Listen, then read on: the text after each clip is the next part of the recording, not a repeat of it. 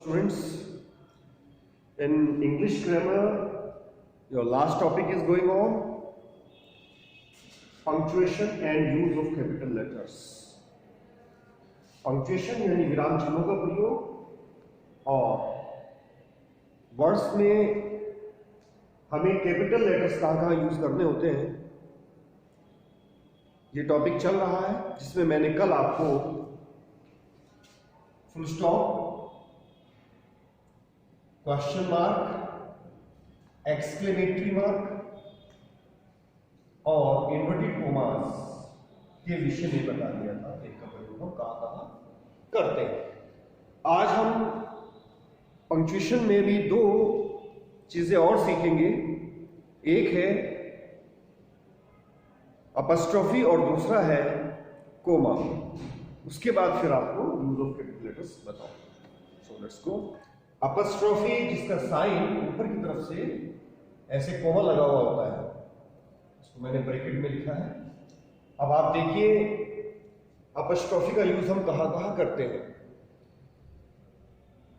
जब हम किसी एक नाउन का दूसरे नाउन के साथ संबंध बताते हैं तो संबंध कारक के रूप में अपस्ट्रोफी एस का प्रयोग किया जाता है। फॉर एग्जाम्पल, अगर मैं कहता हूं अमित की किताब, अमित लिखने के बाद पहले अपस्ट्रोफी लगाया जाएगा और एस लगा करके तब बुक लिखा जाएगा। तो यहां पर दो नाउन है, अमित और बुक, दोनों का संबंध बताने के लिए कि बुक किसकी है, अमित की, तो यहाँ पे अपस्ट्रोफी एस का यूज किया गया है। तो पहले अपस्ट्रोफी लगता है, उसके बाद एस का यूज किया जाता है। जबकि प्रोनाउन में जो पॉजेसिव केस होते हैं वो उनमें अपस्ट्रोफी नहीं लगाया जाता, वो ऑलरेडी जैसे माई, आवर, योवर, हिज, दियर, वो पॉजेसिव केस में प्रयोग किए जाते हैं। लेकिन नाउन में आपको हमेशा जब भी संबंध कारक बताना होता है तो अपस्ट्रोफी का प्रयोग किया जाता है। वन मोर एग्जाम्पल, अगर आप कहते हैं किसी लड़की की साइकिल, तो गर्ल में एस लगा करके तब आप साइकिल लिखेंगे, गर्ल साइकिल। यहां क्वेश्चन अराइज होता है कि अगर हमारा जो नाउन है वो ऑलरेडी प्लूरल है, जैसे गर्ल्स, लड़कियों का, और आगे आप बताना चाहते हैं स्कूल या कॉलेज, तो अब इसमें हम अपस्ट्रोफी के लिए एस के बाद ये साइन प्रयोग करेंगे। इसमें हम अपस्ट्रोफी के बाद एस का प्रयोग नहीं करेंगे, इसमें ऑलरेडी एस लगा हुआ है। ये बहुवचन है, लड़कियों का स्कूल, तो का के लिए हमें एस लगाने की आवश्यकता नहीं है, सिर्फ हमें अपस्ट्रोफी का प्रयोग करना है। One more word, James. James ही पूरा नाम है, इसमें ऑलरेडी लास्ट में एस लगा हुआ है। अगर हम जेम्स की कोई चीज बताना चाहते हैं, जेम्स की पुस्तक, तो सिर्फ अपस्ट्रोफी का प्रयोग किया जाएगा, एस का प्रयोग नहीं किया जाएगा।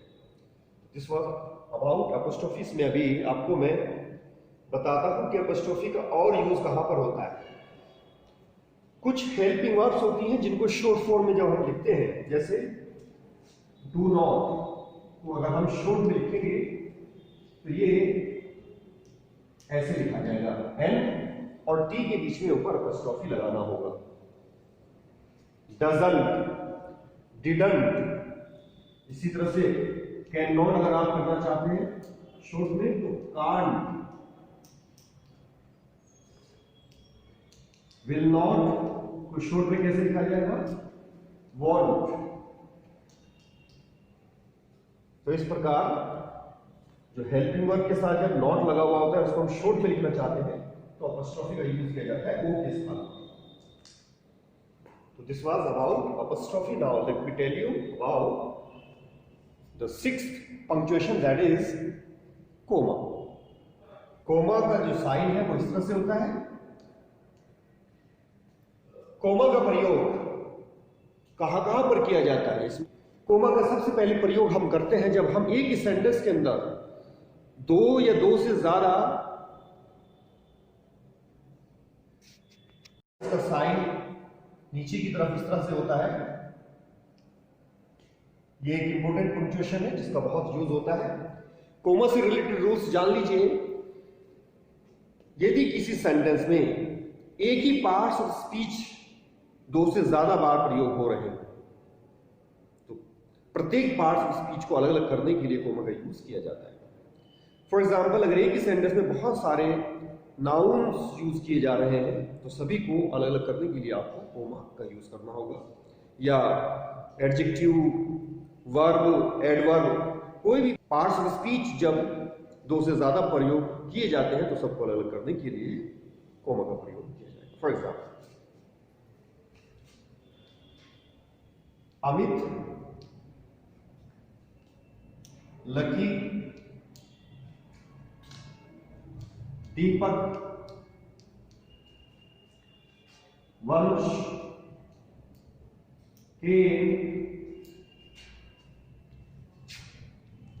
To college today. ये पूरा सेंटेंस है जिसमें मैंने आपको बताया कि इसमें अमित, लकी, दीपक, वंश आज स्कूल आए, तो लास्ट में फुल स्टॉप लगाया जाएगा, सेंटेंस कंप्लीट हो गया। ये चारों जो नाम मैंने यूज किए हैं, इनमें बाद वाले जो दो वर्ड्स हैं उनके बीच में तो एंड का प्रयोग किया जाएगा, लेकिन शुरू के जो तीन हैं इनको अलग करने के लिए कोमा का प्रयोग किया जाता है। अमित, लकी, दीपक एंड वंश केम टू कॉलेज। इस प्रकार आपने देखा कि एक ही पार्ट्स ऑफ स्पीच जब ज्यादा यूज हो रहे हैं दो से, तो प्रत्येक को अलग अलग करने के लिए आपने कोमा लगाया और लास्ट वालों से के बीच में एंड ऑलरेडी आपको दिया जाएगा, तो इसमें आपको कोई पंक्चुएशन नहीं लगाना है। For example, he is honest, ईमानदार है, इंटेलिजेंट, बुद्धिमान है, एंड हैंडसम। तो आपने ही की तीन विशेषताएं बताई हैं, ईमानदार होना, बुद्धिमान होना और सुंदर होना। तो बाद के जो दोनों एडजेक्टिव इनके बीच में ग्रहण आपको दिया गया है, लेकिन इन दोनों के बीच में आपको कोमा का प्रयोग करना पड़ेगा। तो तीनों जो शब्द है वो एडजेक्टिव है जो ही की विशेषता बता रहे हैं, तो इसलिए तीनों को अलग अलग करने के लिए आपने दो के बीच में कोमा लगाया और लास्ट वाले जो दो होते हैं उनके बीच में एंड का प्रयोग ऑलरेडी हुआ है। Now one more last example, he did his work, उसने अपना कार्य किया। अब आप उसके कार्य करने की विशेषता बताना चाहते हैं, उसने अपना कार्य कैसे किया। नीटली, करेक्टली एंड तेजी के साथ। तो कार्य करने की विशेषता, ये तीनों जो वर्ड हैं, ये तीनों जो वर्ड्स हैं ये एडवर्ब है जो कार्य की विशेषता बता रहे हैं। तो नीटली और करेक्टली को अलग करने के लिए कोमा का प्रयोग किया जाएगा, जबकि इन दोनों के बीच ऑलरेडी एंड का प्रयोग हुआ है।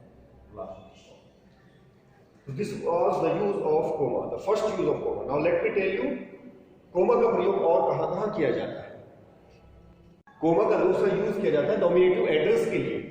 नॉमिनेटिव एड्रेस का मतलब क्या होता है? जब हम किसी नाउन को संबोधित करते हैं, फॉर एग्जांपल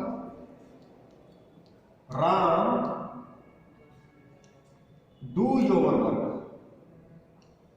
इस सेंटेंस में आप राम से कह रहे हैं कि डू योर वर्क, अपना कार्य करो। ये इंपेरेटिव सेंटेंस है जो डू से शुरू हुआ है, तो राम को आपने संबोधित करके कहा है, तो इसलिए राम के बाद कोमा का प्रयोग किया जाएगा। तो इसका मतलब यह है कि आपने राम को पुकार कर कहा है कि अपना कार्य करो। एक और एग्जांपल मैं लिख देता हूं, कम हेयर, यहां पर आओ। और आगे आप किसी का अगर नाम बताना चाहते हैं, रवि, आपने रवि से कहा यहां आओ, तो कम हेयर के बाद आपको कोमा का प्रयोग करना पड़ेगा। तो ये नॉमिनेटिव एड्रेस है, यानी संबोधित किया गया है, जिसमें आपने जिन सेंटेंसेस में आप नाउन को संबोधित करते हैं, पुकार कर कहते हैं, तो उनको अलग करने के लिए कोमा का प्रयोग किया जाता है। नॉमिनेटिव एड्रेस के बाद मैं आपको बताता हूं केस इन अपोजिशन में भी कोमा का प्रयोग किया जाता है। केस इन अपोजिशन क्या होता है? जब आप किसी का नाम लिखते हैं, जैसे वंश, और फिर वंश के बारे में बताया ये कौन है, ये हमारा मॉनिटर है। आगे सेंटेंस में आपने लिखा इज ए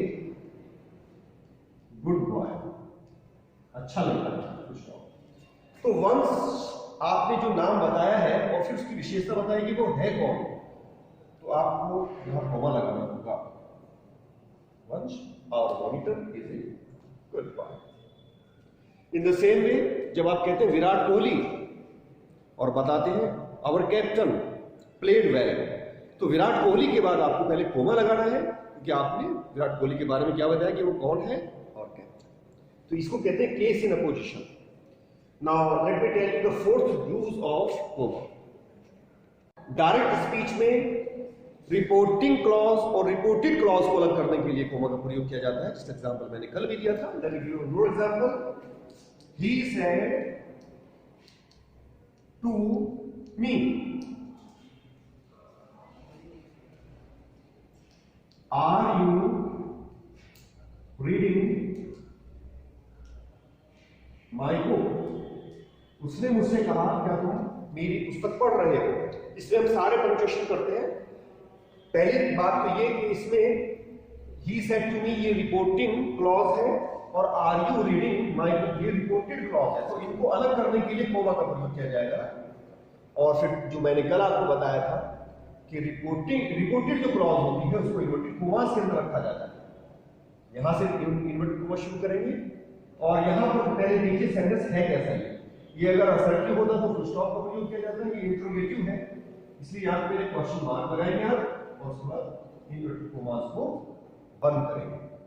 तो इस प्रकार हमने यहाँ पे 3 पंक्चुएशन का प्रयोग किया।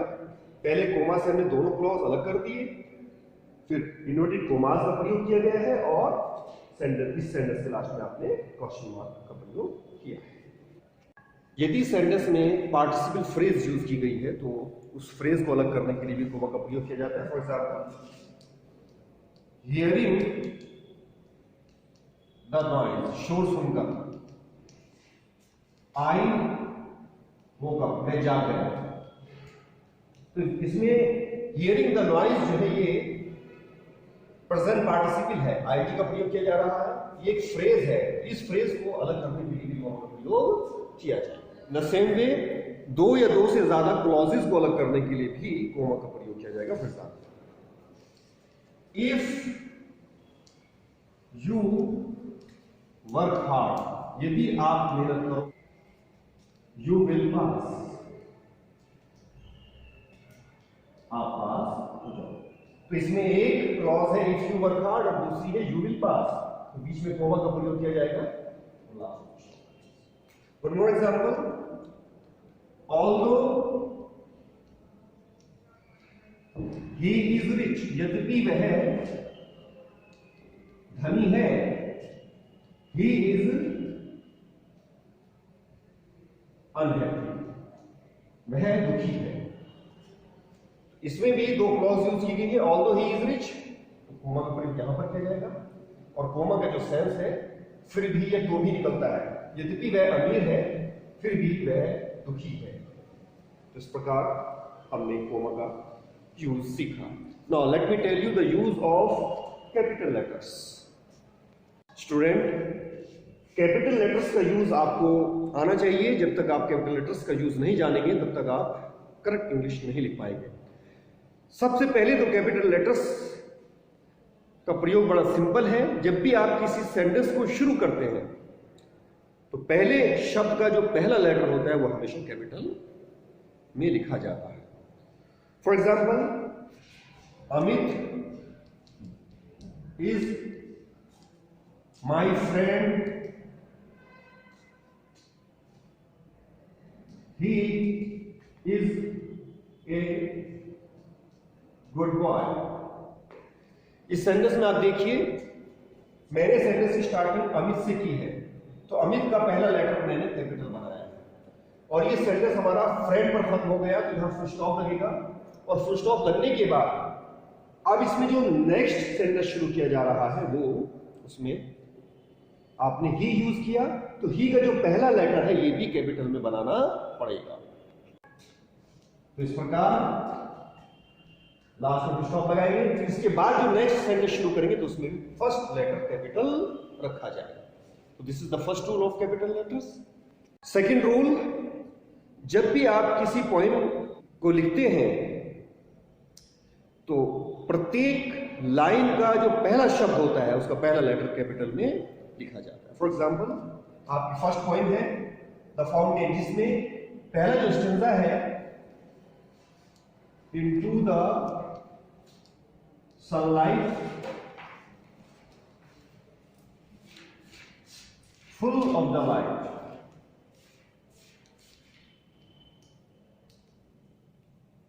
Leaping and flashing from morning till night. तो इनटू का आपने आई कैपिटल बनाया, फुल का एफ कैपिटल बनाया, और आगे जो दो इसमें और लाइंस हैं उनमें भी आपने पहला लेटर कैपिटल में लिखना है। पोएम की प्रत्येक लाइन का जो पहला शब्द होता है उसका पहला लेटर कैपिटल बनाना पड़ता है, भले ही सेंटेंस कंप्लीट हुआ हो या ना हो। थर्ड रूल, प्रॉपर नाउन का पहला लेटर हमेशा कैपिटल में बनाया जाता है। प्रॉपर नाउन आप जानते हैं, जो हमारा विशेष नाम होता है। अमित, रवि, रोहित, गीता, सीता, जितने भी नाम हमारे होते हैं, इंसानों के ही नहीं, कंट्रीज के नेम, सिटीज के नेम। यदि किसी एनिमल या बर्ड का हमने प्यार में कोई नाम रखा है तो जो प्रॉपर नाउन होते हैं ये, इनका पहला लेटर हमेशा कैपिटल में बनाया जाता है। तो ये तो आपको पहले से ही पता है। Okay, now let me tell you the next rule about capital letters. Words तो आई होता है जिसका मीनिंग होता है मैं, एक ओ होता है जो पुकारने के लिए प्रयोग किया जाता है। तो इनको अगर ये सेंटेंस के बीच में भी अगर यूज किए जा रहे हो तो उनको हम कैपिटल में लिखेंगे। For example, he is fatter, वह मोटा है, देन आई, मेरी अपेक्षा। तो ये आई जिसका मतलब मैं होता है या मेरी होता है, इसको हमेशा आप कैपिटल में बनाइए, भले ही सेंटेंस में शुरू में यूज ना हो रहा हो, बीच में यूज हो रहा हो। Is it clear? In the same way O भी जब आप पुकारने के लिए प्रयोग करते हैं, जैसे ओ वर्ल्ड, ओ लाइफ, ओ टाइम, तो ओ को हर जगह कैपिटल में लिखें। Now next rule about capital letters is that the name of God. God का जब भी कहीं पर नाम आता है तो गॉड का जो जी होता है वो हमेशा कैपिटल में बनाया जाता है।